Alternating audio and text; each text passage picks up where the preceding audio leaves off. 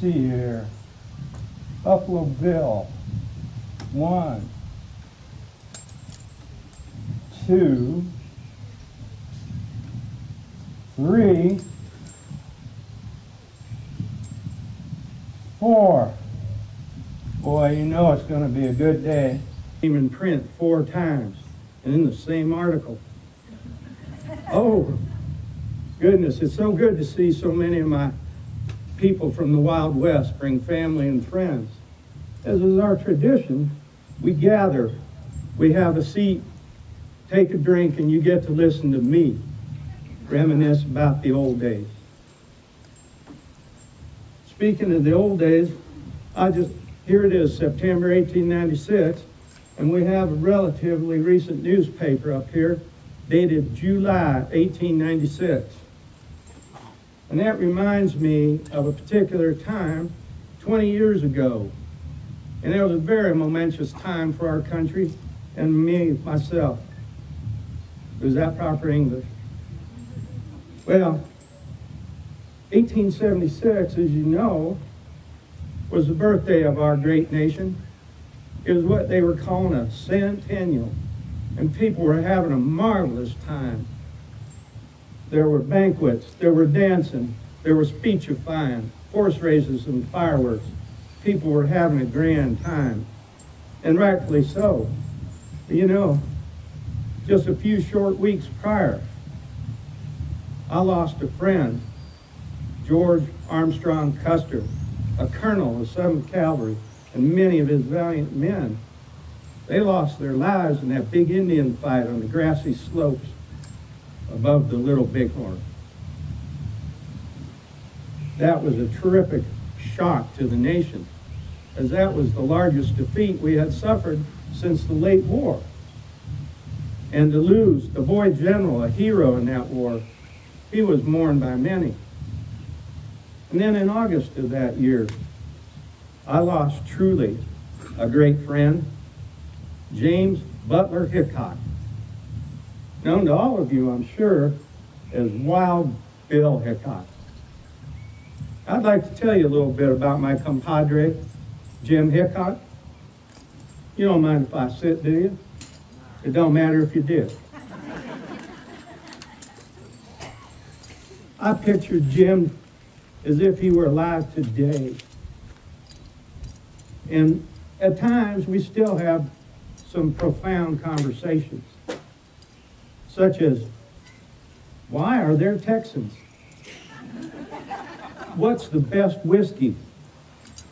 Which farm shoots the furthest and the straightest?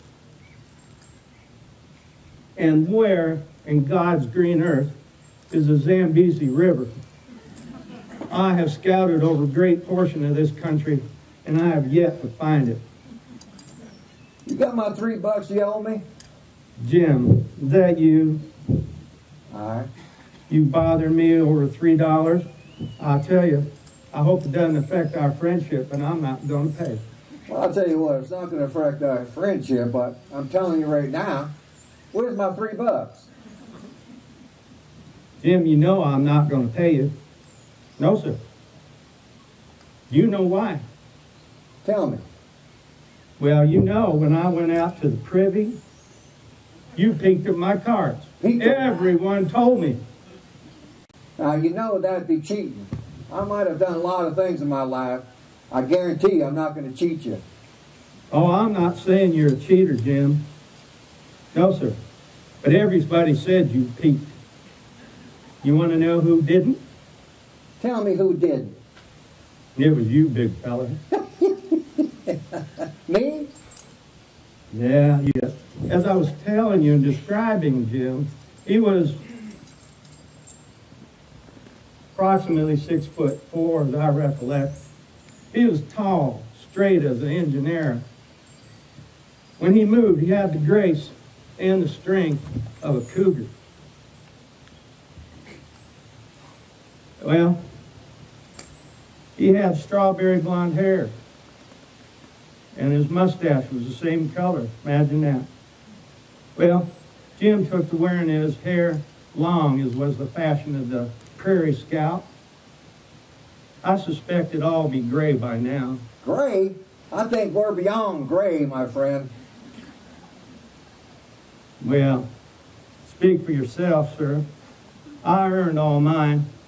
I had to tend and care for 600 employees, 60 to 80 head of horses, 12 mules, 6 buffalo, a dozen deer, 2 elk, on and on. I earned every one of these, and I'm proud of it. How'd you get yours? A headache? You gave me all my gray hair, my friend. Yeah. Actor and all that stuff. I tell you. Should I tell everybody how we met? Well, you know what? I'd be probably the best story is go ahead and start out and tell these fine folks here how we met. I think that's your story. Well, I was my 15th summer. I was working for Russell, Majors, and Waddell, a freighting outfit. And they ponied up $100,000. Can you imagine that? 1860, $100,000. Well, they ponied up that money to make, and funny as this may sound, the Pony Express. And the Pony Express's mission was to take messages and letters from St. Joe, Missouri, over 1,966 miles to Sacramento, California, in the fastest time possible. And to support that, they had acquired over 190 stations. They had hired 50 to 80 riders. Now, they were young men, and I happened to see a advertisement not too long ago, and basically what it said is they wanted young men, preferably orphans, 18 years of age, willing to risk death daily for $25 a week. That was a princely sum, I'm telling you. Well, not only that, they had acquired over 500 head of some of the most beautiful horses you'd ever seen. And I do not know how many people they hired, men and some women, to manage those stations, to help those riders in their mission. Well, the firm, they asked me if I would like to go out on the prairie and build stations. I thought that was high adventure, so darn right I did. So out I went. At that time, Jim also hired on with the Pony Express. He was hired on as a mule skinner and a bull whacker. His job was to deliver supplies to these stations. And he was good at that. He didn't get lost once, as far as I know. And as he went to these stations, he made repairs and improvements. And when he finally caught up with the construction crews with necessary materials to continue the building, well, he'd help unload that wagon and jump right in and help construct those buildings. Well, at one such station, there was this drunken oaf of a fella who, probably because I was only 15, so tall for my age and somewhat naive in the ways of men, he took the devil in me something fierce. He used to hit me up the back of the head and the neck and the ears when I weren't looking. He used to belittle me at every chance he had, push me around, trying to egg me on into a fight during his drunken stupor. Well, my temper was about to boil over, and little did this oaf know that I had killed a man when I was 11 years old. And I had stuck a schoolyard bully, bigger and older than me, with my knife. Granted, it was a little smaller in those days. Oh, rest assured, I heard the gasps. I did not gut the lad. I did not seriously injure him, nor scar him for life. I nicked him on the arm, but to hear him running off bawling to his mama, you thought he was bleeding to death. Well, you can imagine that ended my formal education in its 4th year. Well, Jim saw I was near the end of my tether, and he braced that oaf and told him to leave me alone in no uncertain terms. Well, I didn't tolerate bullying. That wasn't my style at all. Some people did. I just couldn't tolerate it. But you know, I'm going to back up a little bit because Didn't you just say at 11 years old you killed a man? I never heard that story. I didn't either. Do you know how it goes? Please. I want to hear more. Okay. I can't say I'm particularly proud, and there's no way, shape, or form a young man of 11 years old should have to kill anybody. I was working with a firm, and we'd been hired to follow the army out to Salt Lake City to chastise the Mormons who thought they were going to build a separate nation called Desiree. Well, as the wagon train progressed, our section of it kind of lagged behind due to injured animals and repairs we had to make to our wagons. While we were stopped out there in the middle of the prairie, we were beset by Indians. Well, we skedaddled through the sagebrush to try and find a defensive position, and in my instance, I was looking for a place to hide. And we waited, and the Indians were more interested in plunder than they were in us.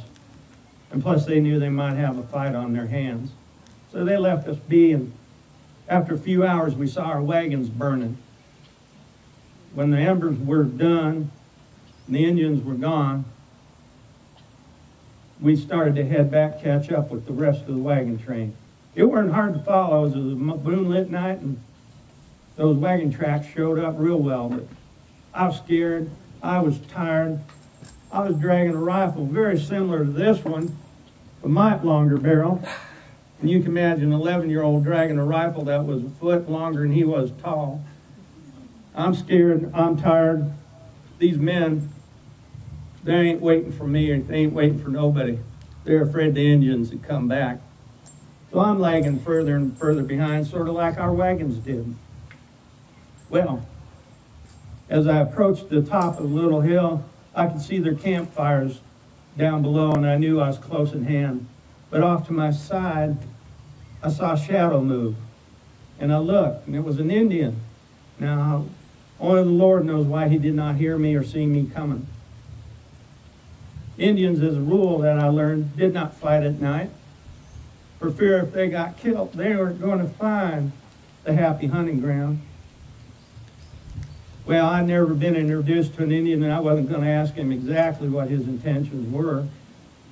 So I promptly put my rifle up, steadied it on the nearest rock I could find, pulled the hammer back, and I shot that Indian.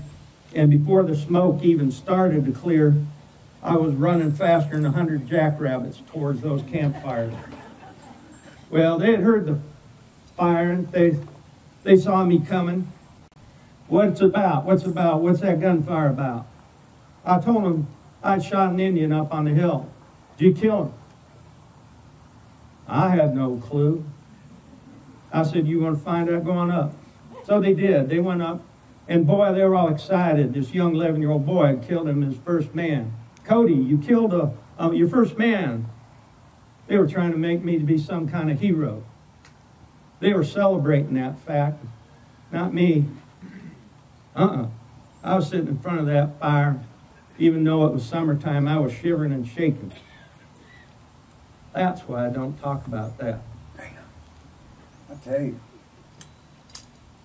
I was totally amazed that somebody, Jim, had stood up for me. No one had ever stood up and took my part. So what I did, that earned Jim my utmost respect and admiration, that which I have for him to this day. Then paying him my $3. Oh, he's deviling me over $3 measly. Well, before the Pony Express ended, and it only lasted 18 months, one station, a rider came in, injured and ill, unable to continue. And as I told you, the advertisement for riders, the firm did not intend for anybody under 18 to take on such a dangerous task. But I was recognized as somewhat of a good horseman, and I was asked if I would continue taking the mail until I met another rider. Well, before they could think what they had done and what they had said, I grabbed my hat, my jacket, and put my pistol in my belt. I stepped up on that pony they had ready. Before they could change their minds, I was out of that station like a shot. And I ran that horse, and I passed a station in which I did a remount, and then I passed another station, another remount, and so on, until I found the rider coming from the other direction. Without a word, we exchanged the mail. He turned around, went back the way he came from, and I did the same. Again, station after station, remount after remount, until I found a rider coming back my way, my relief. I'll tell you, folks, as soon as I turned over the reins, I slept for 2 days solid. And it was nigh on 2 weeks before my southern regions wished to become reacquainted with saddle leather again. Sitting on this chair reminds me of those days. Well, that was a ride of 322 miles without stop. That was the third longest ride in the history of the Pony Express, and I did it in 21 hours and 40 minutes. Yeah, I was impressed. So, I do not know if the firm owners were aware that suddenly they would be out of work, that the Pony Express did not operate long enough to recoup its investment. But now, the telegraph had extended from the east to the west. And what it took us 2.5, 3 days to deliver by horseback, a gentleman could walk into an office in New York City and send a telegram all the way to Sacramento, California in less than 3 hours. Now, you mark my words, man will never devise a faster mean of communication from New York to Sacramento than 3 hours. You mark my words, it won't happen. Well, when the Pony Express folded, we were out of work. We were out in the middle of nowhere, but Jim's out of work, I'm out of work, and I had met another young man about my age. So I said, let's go back to Kansas to my mother's boarding house, sort it out, figure out what we're going to do next. They all thought this was a good idea, and after a fashion, we got back to Kansas and my mother's boarding house. We hadn't hardly settled in when events transpired to resolve our dilemma. You see, Fort Sumter had been fired upon. The war of Southern secession back east was heating up. Jim, he wanted to get back east before the fun was over. Want to go see the elephant. See the elephant, that's what Jim wanted. That was the expression back then, to join the army, go to war, and fight the Rebs. Jim enlisted as a mule skinner. I did. And you know what? I got to be pretty good with this here bullwhip. You know, I could hit a gnat's ass off a mule's ear at 15 paces. I'll tell you, that's quite a feat. I'm going to show you how that's done, if you don't mind. It's only going to take me a little bit. Now this is the whip I used. As a matter of fact, what I'm doing now, I'm just searching the area here looking for a nap. Oh, I found one. Right there. That's all I want you to do is just be still, right on top of your head, and I know I can get them. Are you ready? You.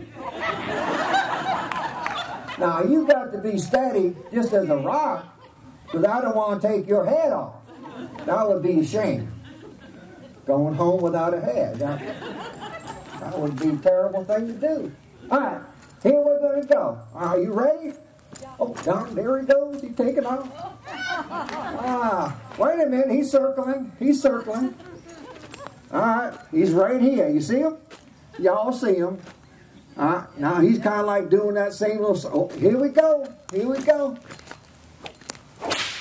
I got him. I got him. Y'all see that, didn't you? Yes. Soon got suddenly tired of watching the southern end of a mule in his wagon, so he quickly volunteered at the first opportunity to be a scout.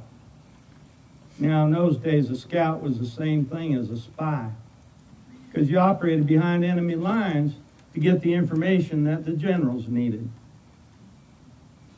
How anybody as big as Jim could go anywhere that he did and not be seen, I just do not understand. After the war, Jim told me of many hair-raising escapades that he had that I'm sure would have filled 24 dime novels. Well, I too wanted to go and see the elephant, but my mother said no. Somebody recognizes that tone. She said I was too young. She said that my mic came loose. She said I was too young, and that she needed me and I was the man of the house. No, you can't join the Army. The government says when you're turned 18, you don't need anybody's consent to join the Army. So when you're 18, I will not stand in your way if you still wish to join. Well, I'm certain that Mother thought, as many did in those days, that the war would not last long, that it would soon be over, and she would not have to worry about her baby boy getting hurt.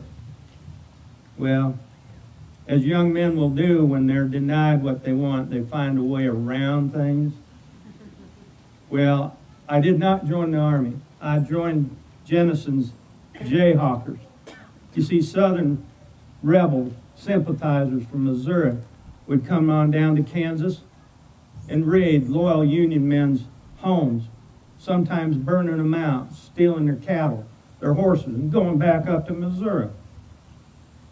That weren't far enough. We followed them. We went up there and collected what belonged to us and some extras as interest. Oftentimes, trading led with those what came to wish us less than a friendly farewell.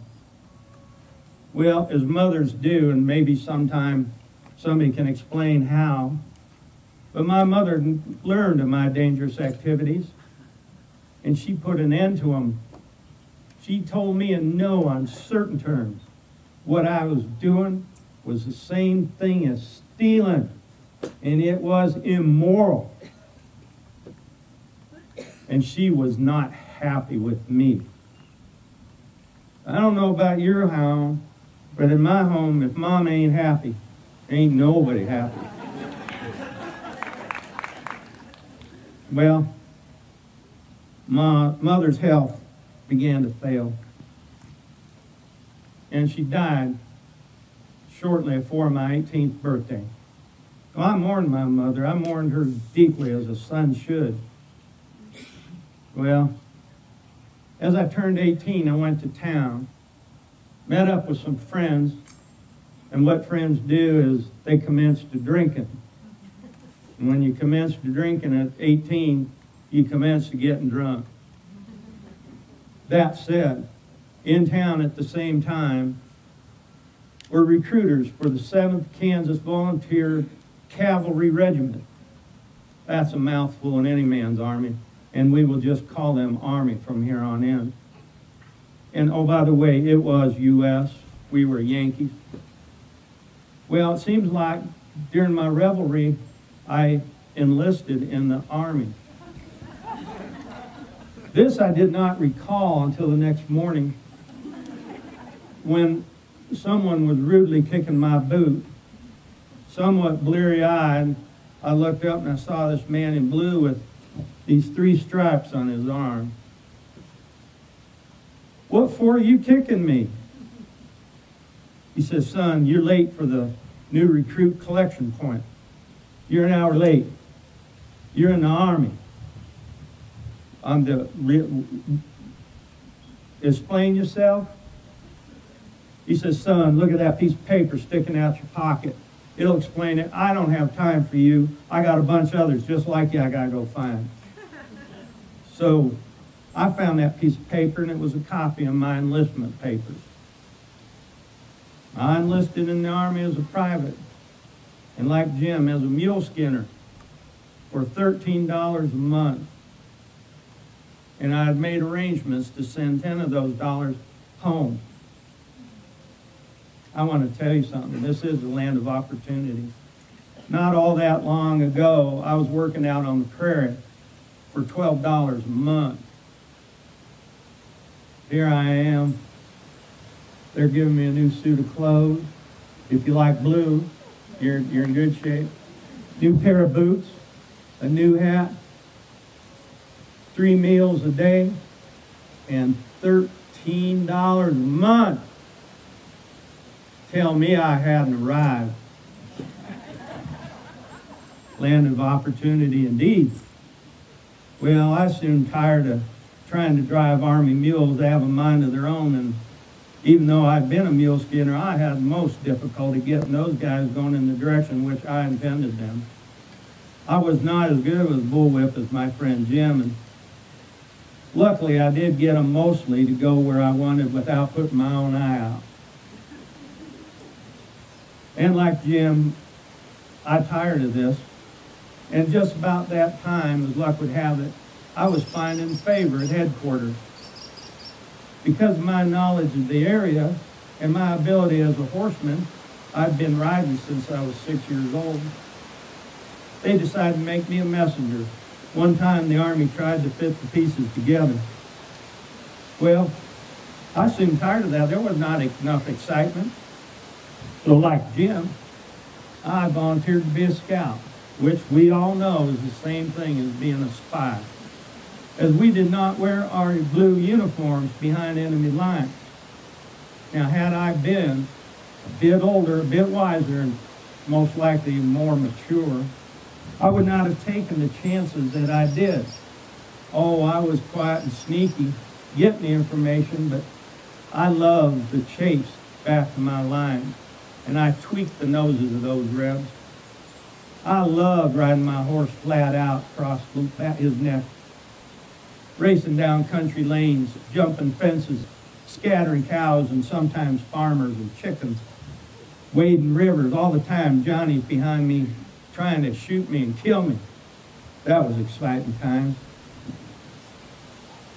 But had I been smart enough, mature enough to realize the seriousness, they were trying to kill me.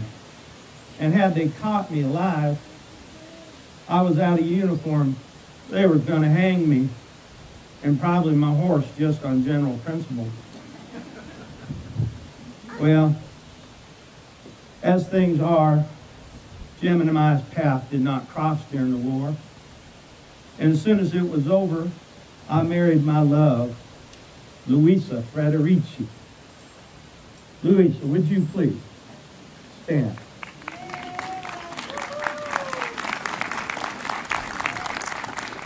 That was from you, ma'am.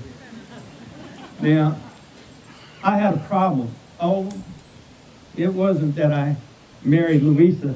It was that I did not have employment, and I had a wife. So what to do? I went to the I knew I could go to the firm and be a mule skinner again, but I knew what it paid, and there would be long stretches away from home. We all know that newlyweds do not like to be apart, if you know what I mean. Well, I went to the prairie to think, and there it was staring me in the face, an opportunity to make a lot of money, and a lot of money quickly, which is what I wanted. It was something that suited me from the bottom of my boots to the top of my hat. I decided I was going to be a professional buffalo hunter, and I was a good one. And in a short time, people were starting to call me Buffalo Bill Cody. I like the ring of that, don't you? You want to hear it again? Buffalo Bill Cody. But that created a problem. Not like not having a job, but the problem was confusion.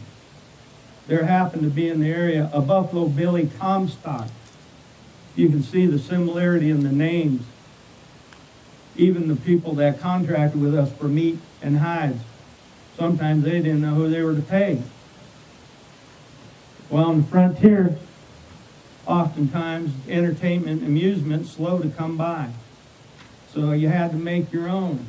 What somebody got the bright idea is that Billy and I should have a buffalo hunting contest. The merchants in town thought this was a great idea, as people from all over would come to watch it. So they contribute a $500 first prize, and also whoever won would have the exclusive rights to the word buffalo in their name. Well, Billy and I, we both thought we were going to win that one. Well, to make this long story short, I'll have to tell you, I won 69-48. Yeah. Let's hear it for me, yeah. Worked my butt off that day. Well, I'll tell you something else. I won that $500, and that was a princely sum. And before it was even in my hand, I believe Louisa, in her mind, had most of it spent. And I took great pride in being exclusive Buffalo Bill in our area. There were many Buffalo Bills, but in my home, I was Buffalo Bill. Well, sadly, Billy had received a nickel-plated Colt's revolver as his prize, but just a few short months later, he and his hunting companions were found on the prairie dead, killed by Indians. His prize revolver was never found.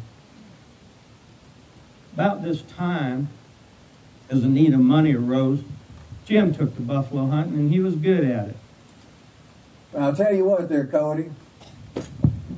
I used to see those buffaloes, and I'd primary hunt at dusk when everybody was at rest and standing. I'd take that 50 caliber, and the sun that was left would be to my back. And I'd go ahead, wham, there goes one, wham, there goes another one. Just like that, they'd fall, just as they were standing, just like shooting ducks out of a pond. Well, I'll tell you what, I gave all that up to be a lawman. And Jim was a good lawman, too. He really was. He liked to take up for the underdog, as I had mentioned earlier. He was a tough sheriff, but he was a fair sheriff. And protecting those that needed his protection, that were defenseless, that just suited him very well. It did. Now me, I hunted buffalo somewhat differently. I used to cut out a small group from the herd, run them in ever tighter circles, identifying who the leader was, shoot that one, and the others would just mill about, not wander off.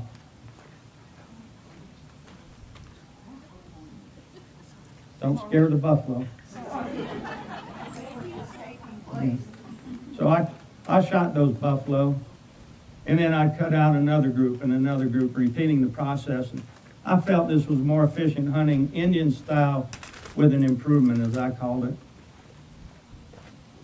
I had all my kills right there, so I could motion in my skinners and meat cutters to go to work. And in that fashion, I could get more buffalo in a day than most other hunters. And that helped me make more money. I hunted with a Springfield rifle that had been converted to a breech loader, what was soon to be called the trapdoor, in 50-70 caliber. It was mighty good. But each of us, for reasons of our own, and I take this back, I happened to be taking a bunch of hides and meat that I'd collected to Abilene, Kansas. There I saw my friend, the sheriff, standing tall in his fancy clothes and his navy Colts in his sash, butt forward, and that shiny star. Oh man, he was impressive. Of course, he smelt me a minute before I got up to him. He was there on the loading platform because he took to entertaining himself by memorizing the train schedule. He knew when the trains from back east were coming in. he would take up a prominent position where anybody getting off the train, the first thing they would see was Jim. And he could see everybody as they got off that train. Why, you ask? Was he looking for an outlaw? Oh, no. Jim liked to intimidate the tenderfeet. Oh, he wasn't going to hurt them none, but he liked to watch them squirm. For some reason, that tickled him. You know what, Cody? You know what I really enjoyed about that? The young ladies coming to town. That was my favorite thing. Always the ladies with him. They all tried to make his acquaintance. They loved his companionship, and he loved theirs, even if he had to pay for it. Well, you know, sometimes you have to support the underprivileged. Yeah, you all can understand that. Well, at the train station, Jim, with his cool, steely stare, if you will, he'd look at that young lady until she'd avert her eyes.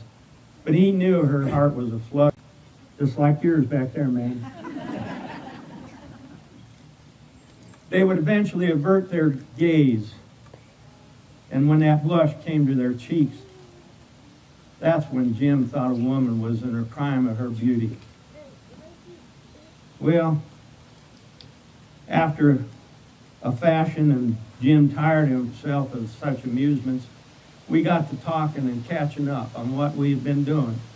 And he had told me about a fracas that he was involved in Springfield, Kansas. It was about a card game.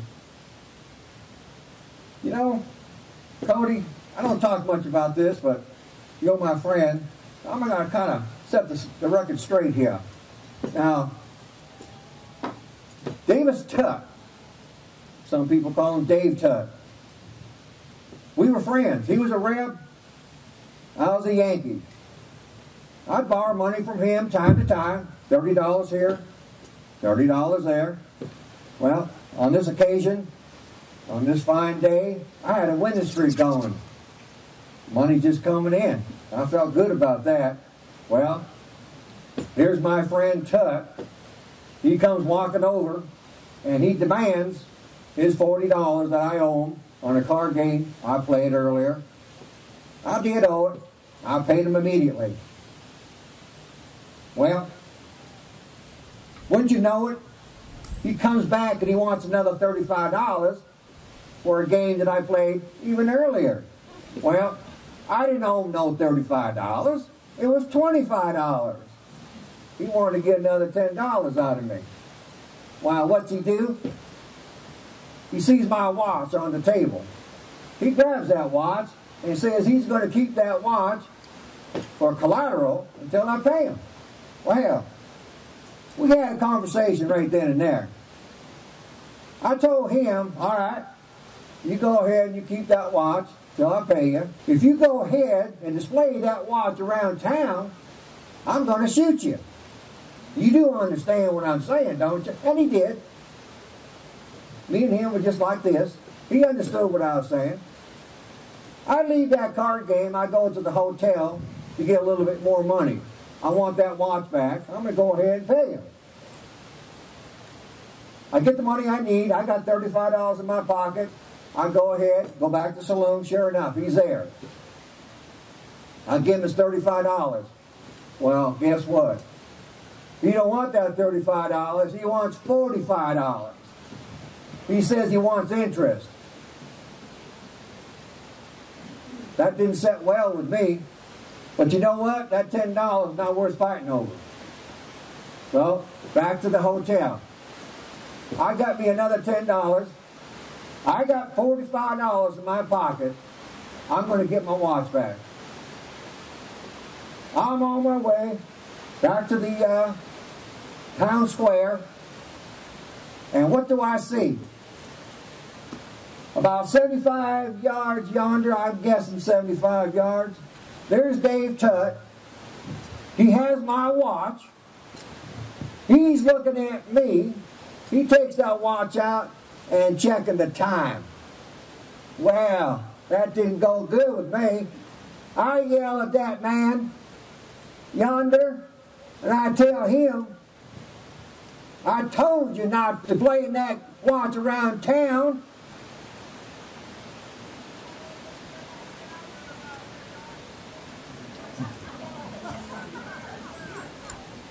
Now he's just talking, and I know what he's saying. He's probably cussing at me. But I tell you what, I know that this is going to turn deadly. Dave did have kind of a high, squeaky voice. Well, Jim knew things were going to turn deadly.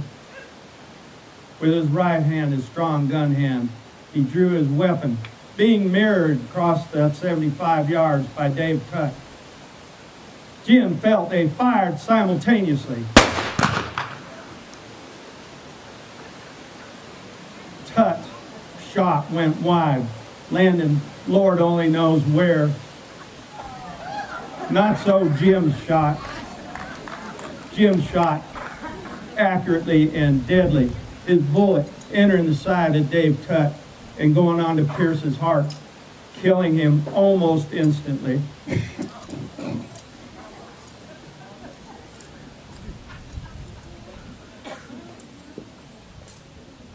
I'll let you folks absorb that. I need a drink.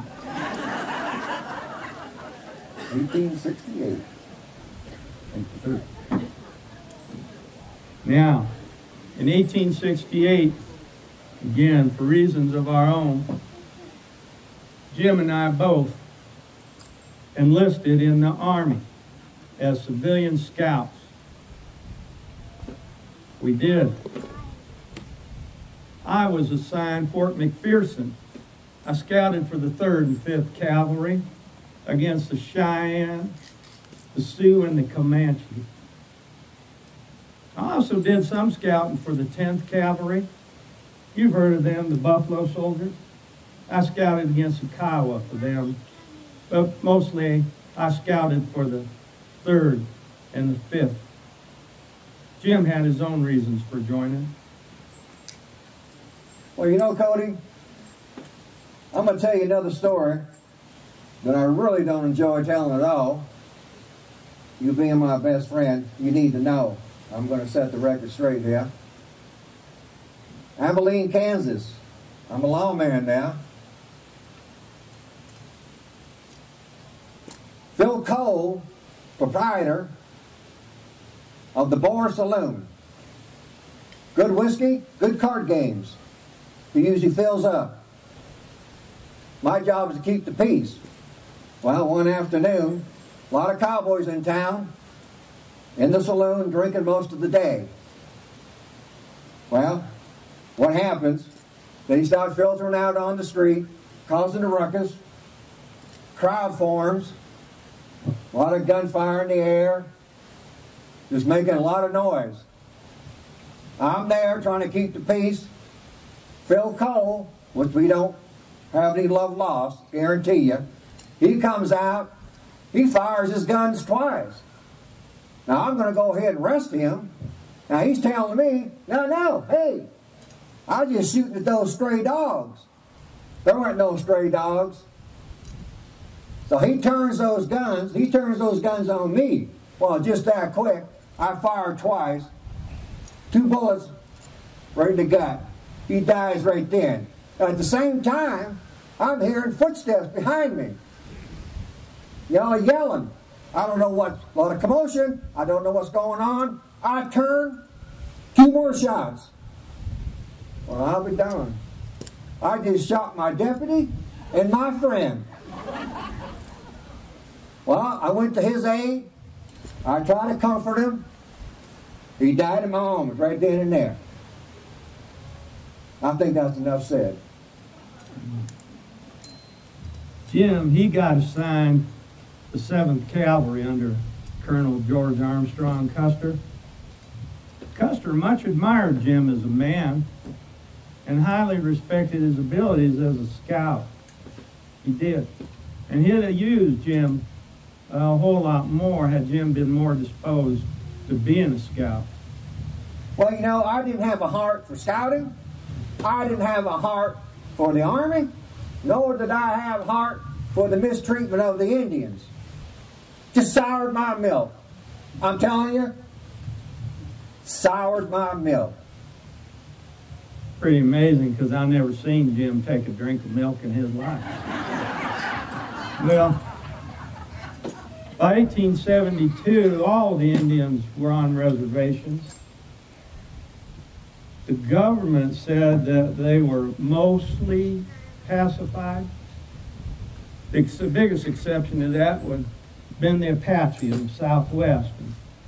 I was not inclined to go to desert regions of which I did not understand or comprehend to scout against such a wily and elusive enemy. And I knew my days of scouting were nigh on over. But I thank General Sheridan, because he did his best to keep me on the Army payroll as long as he could. He asked me to be a hunting guide for other Army brass, Eastern businessmen.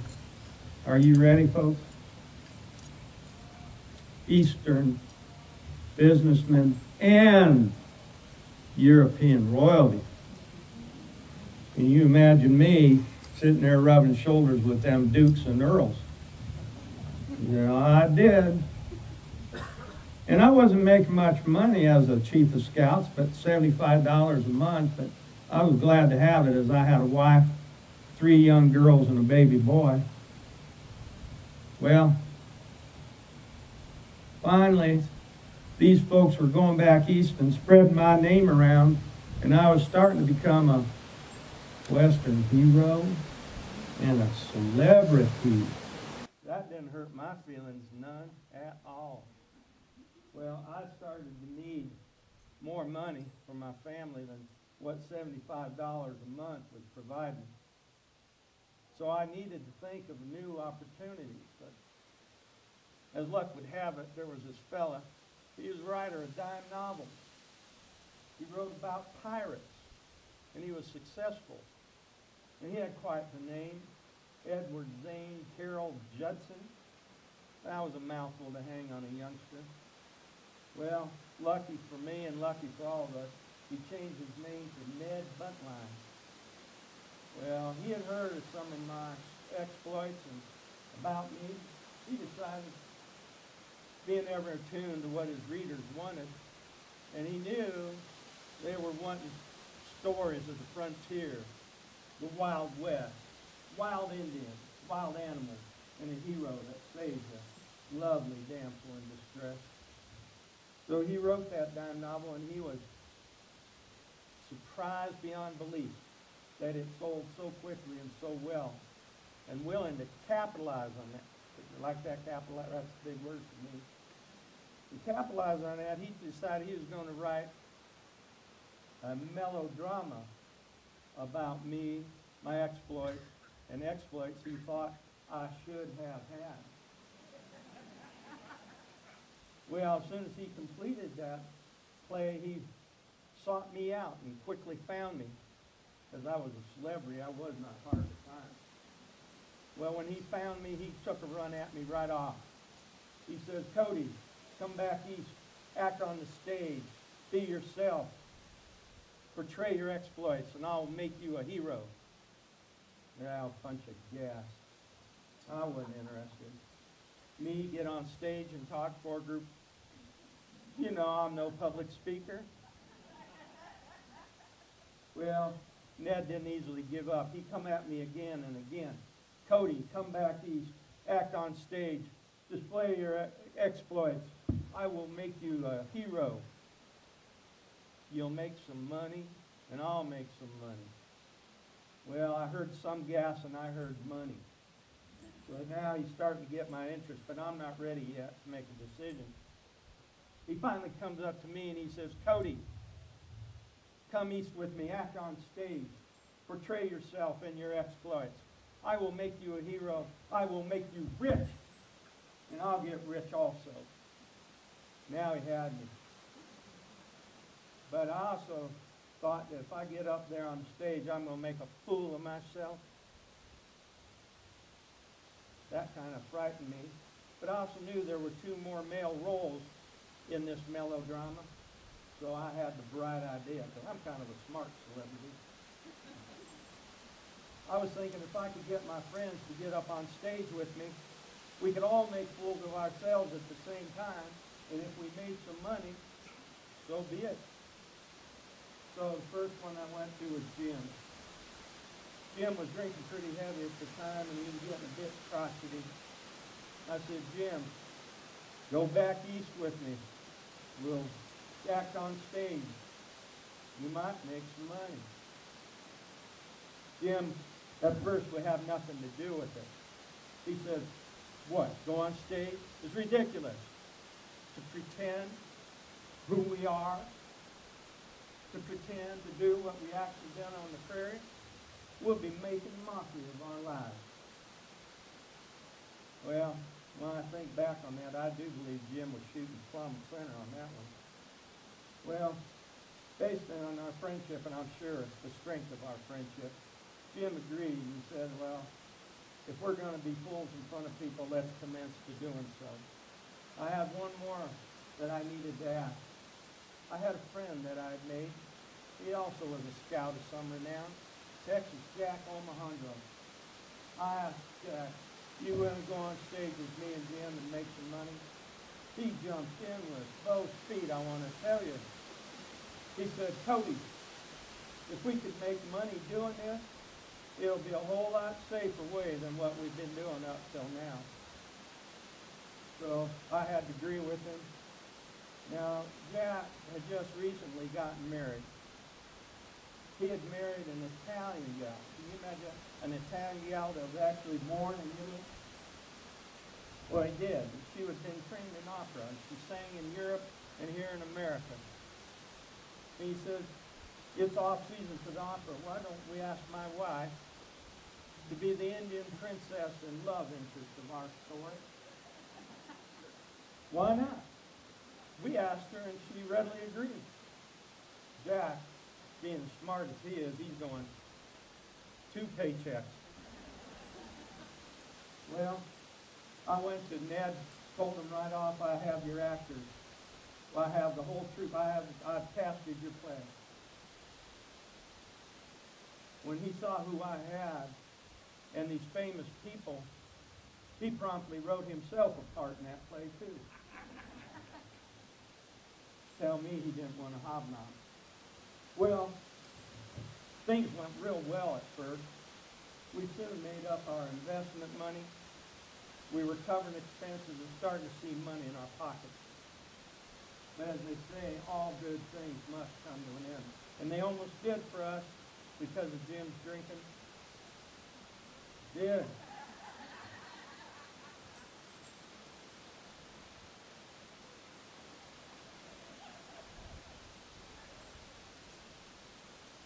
You see, during our play, and near the end of the play particularly, we had droves, if you can imagine, of dead Indians everywhere. They were, you had to be a scout to move across the stage without stepping on some part of a dead Indian. Well, Jim, to amuse himself between his speaking parts, he took to shooting our dead Indians in the bare legs with the blanks in his revolver. Miraculously, these dead Indians that he'd shoot would come to life with a howl. They did something more like an Irish jig than an Indian war dance, and they ran off the stage. There was much creative profanity, I do believe. The audience loved it. They laughed, they howled. There was a problem with that. I think it only encouraged Jim to do more of the same. Well, things came to a head. One performance where a group of rowdies came in. They were heckling Jim. They could not believe he was as brave, courageous, or could handle himself in a fight such as he was portrayed in the play. They even went so far as to challenge him to a fight. Well, you got to understand that, we've been doing this play for some time, and we had critics come and write about us, and they all pretty much generally said that they enjoyed the performance, but that any semblance to the script or the dialogue presented in that script by any of the actors was purely accidental. That didn't bother us. You know why? Because we played the standing room, packed houses. So that didn't matter. But this got to Jim when they challenged his manhood, challenged him to a fight. Now Jim stepped out of character. Understand, it wasn't out of character for Jim. He strode to the end of the stage. He stared at those rowdies and he told them, "I'll fight one of you. I'll fight all of you. Meet me at the hotel saloon after the performance." Well, that seemed to mollify him for a while, because through the rest of the performance, we hardly heard a thing from those rowdies. Well, as the performance ended, Texas Jack, myself, and Jim, we rushed across the street to the hotel saloon. Jack and I quickly bought a bottle of our favorite beverage to share, found a nice quiet corner to have a drink and watch the proceedings as they unfolded. Jim took up his place at the center of the bar. He was a little closer to the bartender that way. Well, he watched the front doors. He was waiting for these rowdies to come, if they would come. Now, I do not know how many heckled Jim. I don't know if they lost some of their army on the way over or got some more recruits.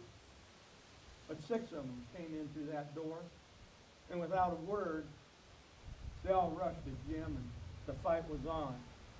I wasn't much concerned about the outcome. I'd seen my friend in action.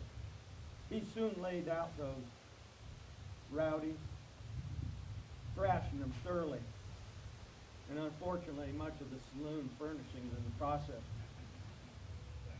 I was presented with that bill of $1,500, which I had to pay, otherwise get entangled with the law. And we had a performance in another town to get ready for. We could not be hung up.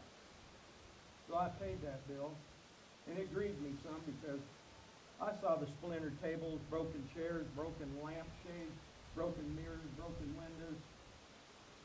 Did I miss any? Maybe a couple broken glasses and bottles. And I did not see any difference from when I walked in to what it looked like after the fight. But I paid up. But now I realize something.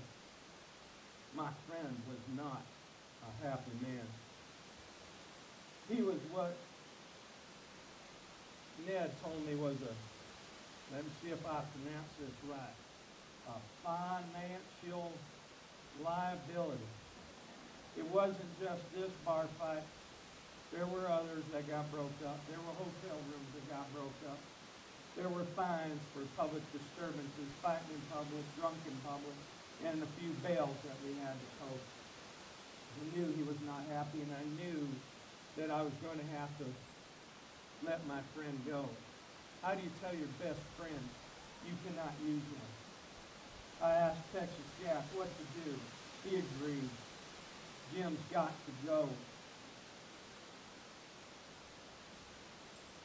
Well, I'm not one to let things go on longer than necessary, so I figured out what I owed Jim as an actor. Texas Jack and I each contributed $250.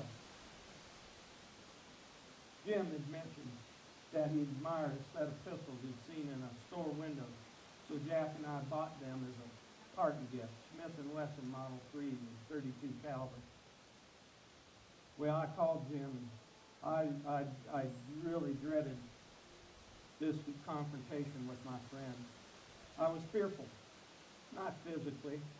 He would not harm me, but I was afraid for him. Well, if you can imagine, when I told Jim I was releasing him from his obligation to the play and to me. To my astonishment, he was not agitated.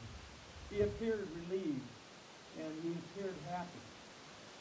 Now, happy for Jim, that's a stretch. I had not seen my friend happy in such a long time. People don't realize that while he was an actor, Jim got married. A fine woman. Fine woman. And much to my chagrin, I did not keep in touch with my friend's wife. Well, I asked Jim, Does he have any idea what he's going to do next?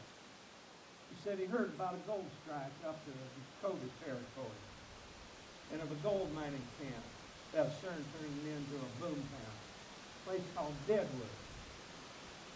Jim said he thought he'd go up there as a gambler, a sporting man, if you will. And he was going to double his fortune or make an even bigger fortune. It was his wife and his idea to have enough money to buy a ranch, raise horses and cattle, have a new start. And that's what Jim thought going to Deadwood was, a new start. Somewhere where he could put behind his reputation as a pistolier and a killer of men. Well, Jim, he made it to Deadwood. He did not find his fortune. But I believe my friend is at rest in his demons also. Wild Bill and Buffalo Bill, friends, pals forever.